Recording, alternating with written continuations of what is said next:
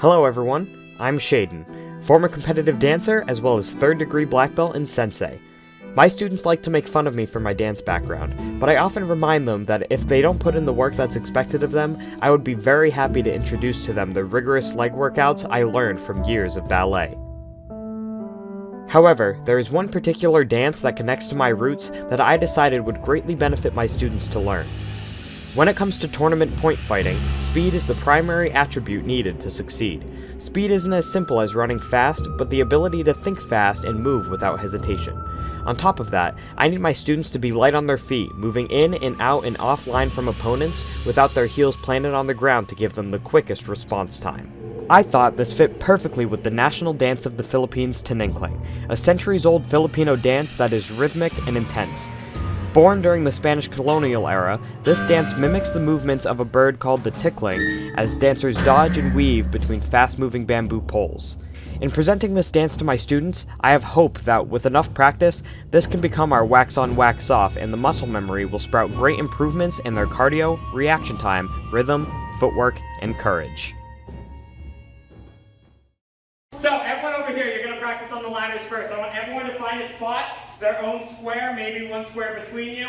If you don't have space, that's okay. The combination that you guys are going to be doing is very simple. If you're on this half of the ladders, face that way. If you're on this half of the ladders, face that way. The combination is simple. 1 foot in, 1 foot in, 1 foot out. Ready? 1, 2, 3. 1, 2, 3. Everyone do that with me. 2, 3. 1, 2, 3. We're doing this in a 3-4 time signature, which means when you get out, you have to go right back in after that beat. So you're going 1, 2, 3. 1, 2, 3. 1, 2, 3. 1, 2, 3. I want everyone to keep practicing that. Go. When you're doing this dance, your heels should never touch the ground, Lucas. And you don't get a break because if you hesitate, what happens? Pain. You gotta pick your knees up too, because if they lift it up too much to clap the stick, you're also going to get your toes and your ankles caught. Okay, bringing the Staley from here while they practice, I'm gonna teach you how to clap it. That's how we're going. So 2 on the ground, 1, 2, together. 1, 2, 1, 2.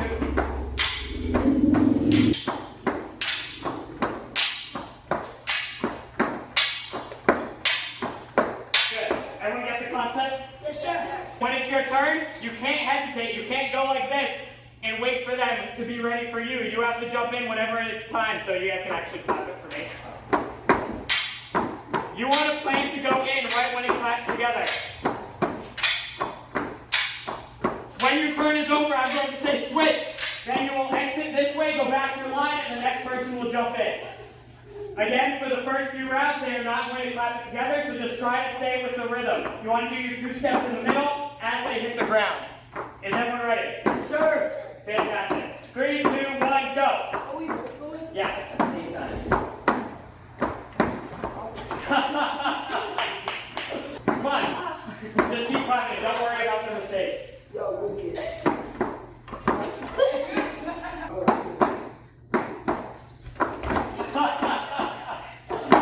They're just wooden sticks. They're not clapping it together right now, so you have nothing to fear other than stepping over the height of the stick. All it is the same thing you did on the ladders, but you have to pick up your knees a little bit more. Okay? Let's try that again.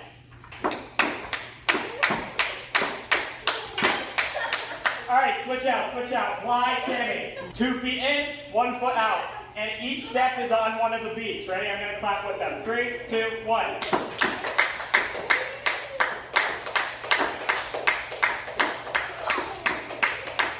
Ready? And go. Of course, Sophia can dance.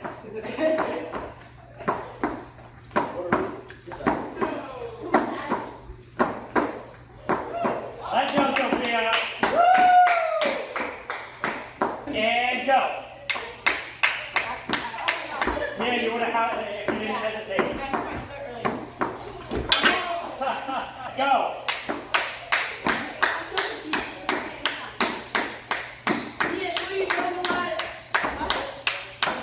Look at this contraption. Both have some pool noodles so you guys don't hurt your ankles with me. Yeah, So let's let our clappers practice first so that they don't hurt you when it's not necessary. Ready? Go.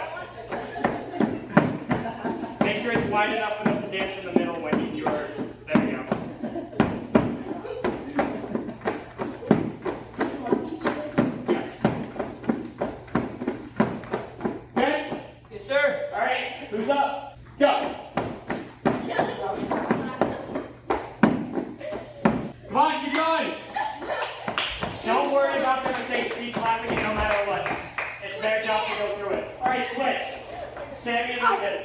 Practicing the ladders while you're waiting your turn if you need to practice. There you go, just. Alright, everyone stop for a second. When it's hitting the ground, that's your opportunity to go in the middle. So when you guys are going into the sticks, I want you to wait for when they clap it here. When they clap it together, that is your cue to jump in, okay? Go.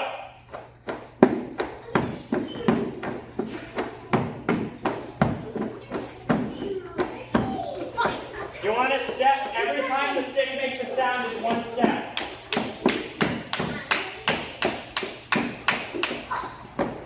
Someone remind me why we're doing this, other than my enjoyment. So you don't hesitate, exactly.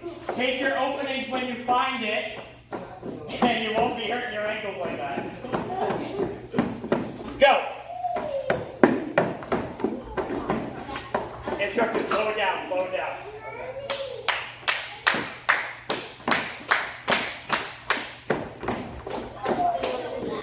Did everyone get a chance to try with the noodles?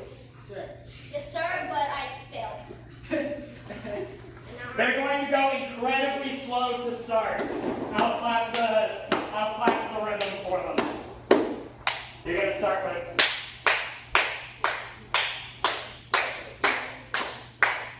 Go.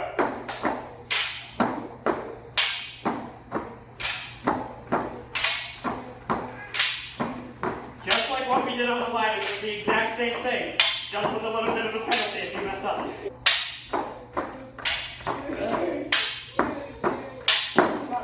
2 steps in the middle. There you go, that was it, Abraham. But you have to be light on your feet. No heels should be touching the ground. Abraham's heels are touching the ground every single time. Light on your feet.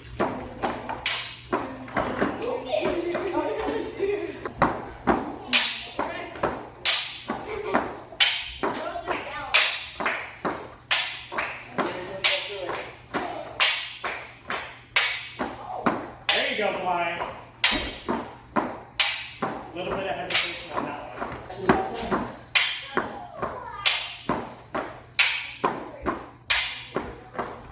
A little bit wider on your hitting the ground.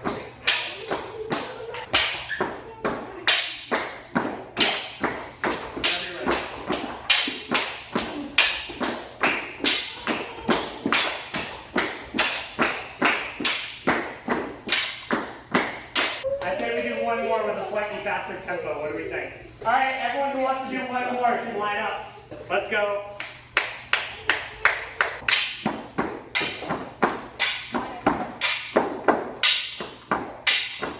There you go.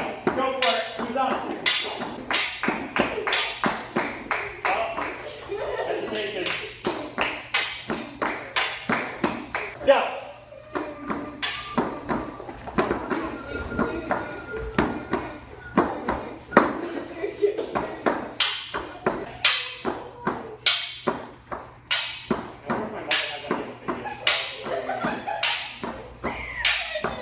Who can tell me an idea of how we can use tinikling in your sparring line? Being light on your feet, you can get a rhythm down and break that rhythm. Good. Being able to establish a rhythm and break that rhythm and being light on your feet. Mia. Shuffling, doing like footwork and stuff. Yes, footwork. It very much helps with footwork. I want you guys, when you're facing your opponent, you're in this spot right here. I want you to think of your opponent as the bamboo trap. If you draw lines from Bly's feet straight to me, the bamboo is right here.